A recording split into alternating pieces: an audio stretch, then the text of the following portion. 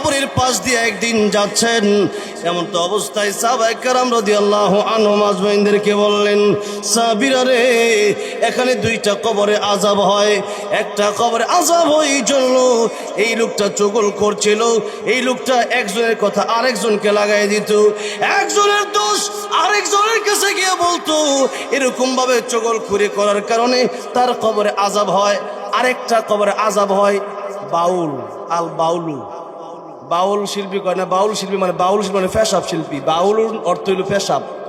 বাউলুর অর্থ কি? বাউলুর অর্থ হইল পেশাব। যে কোন কিতাবে আছে গো লেখা, হারাম বাজনা গান, দাউদ নবীর বাঁশির সুরে জুরাই পাখির প্রাণ। দাউদ নবী বলে গান গাইতো। দাউদ নবী গান গাইতো না জাবর তিলাওয়াত করতো? জাবর তিলাওয়াত করতো। আর তুই কস গান গাইতো? নবীর উপরে কত বড় মিথ্যা তহমত, আল্লাহর ওলিদের ব্যাপারে এরকম মিথ্যা কথা, এমনকি আল্লাহর ব্যাপারে পর্যন্ত মিথ্যা কথা বলতে বলতে প্রতিনিয়ত এরকম মিথ্যা কথা বলে।